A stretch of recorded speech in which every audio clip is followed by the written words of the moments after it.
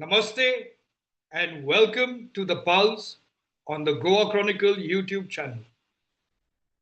It's election time, and like in all elections, there is one word that takes precedence in all election campaigning, and that word is secularism.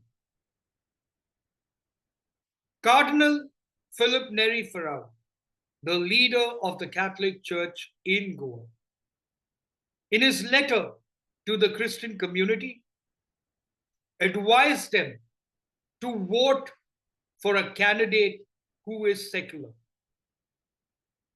Like the Cardinal, other church leaders in different parts of India, religious leaders from the Muslim community, and political leaders have been advising their people to vote for a secular candidate.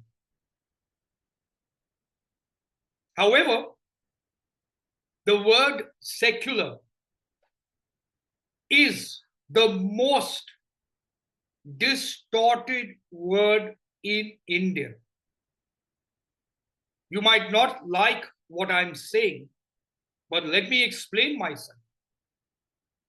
If I were to give you an exercise and ask you to call up 10 of your friends and ask them the definition of the word secularism, 9 out of 10 in some cases, but in most cases, 10 out of 10 will tell you that secularism means the acceptance of all religion in matters of governance.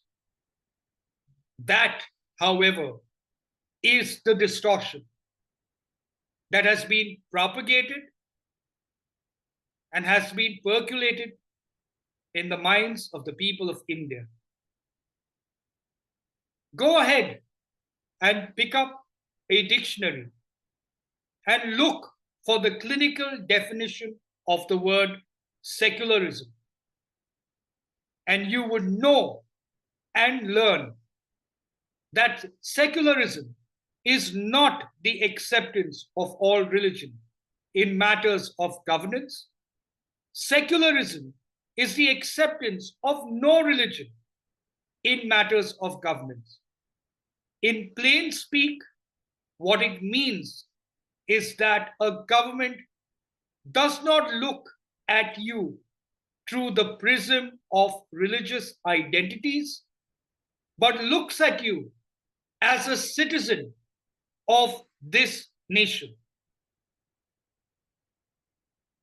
Now, our founding fathers, in their wisdom, did not include the word secular in the Constitution. It was not because they did not think India was a secular nation in its true definition, but because they knew that the cultural ethos of India was, is, and will always be truly secular. Secular was introduced in the Constitution during the time of the late Indira Gandhi when she was the Prime Minister. Secularism was introduced and it was dovetailed with appeasement politics, appeasement of the minorities to be particular. Minorities in India, when we talk about them, it mostly refers to Muslims and Christians. And here's the startling truth. The Muslim population in India is over 20 crore. That size of a population could be the population of a small country in Europe or two countries put together. Yet, we continue to treat the Muslim community as minorities. And that stems from our definition of the word secularism. The Congress, and I use the word Congress or refer to the Congress because they have been the political party that has been governing India for the last many, many decades. The Congress's idea of secularism is that the majority, which are the Hindus, are the oppressors, and the minorities, which are the Muslims and the Christians, are the oppressed. But they are not the only minorities in India. You have the Buddhists, you have the Sikhs, you have the Jains, and you have the Parsis. But you don't hear them crying wolf. You mostly hear the Muslims and sometimes the Christians crying wolf. The tagline or the phrase, minorities are in danger, is nothing but a tool of the deep state working in India. The deep state includes certain political leaders, certain NGOs, and certain religious leaders who want to continue the propaganda that the majority are the oppressors, the minorities are the oppressed. Yesterday, we celebrated Mother's Day. So let's take an example of a mother's relationship with her children and relate it to Mother India's relation with her children. Do you think a mother distinguishes between her children based on their religion or their beliefs or their behavior? No. A mother loves all her children equally and treats them equally. Such is the case with Mother India as well. Bharat Mata sees no difference between a Hindu, a Christian, a Muslim, a Sikh, a Parsi, a Jain, and even somebody who doesn't believe in God. The only book that governs a nation is its constitution. And India is truly a secular nation because we see each other as equals until we are told, we are brainwashed to believe that we are in danger from people belonging to other faiths. If you look at the political discourse during this election and elections before, if you look at the media, which is being utilized to amplify the propaganda of religious division, you will realize that it is all a fugazi, an illusion, a fear, and a fear psychosis that is actually being believed by many people across all religions. We believe that we are in danger is because we are told repeatedly that we are in danger. Indian media, Western media, look for opportunities to polarize the minds of the people of India. And in a polarized atmosphere, Conflicts that are few tend to take a larger shape. And that is the biggest problem.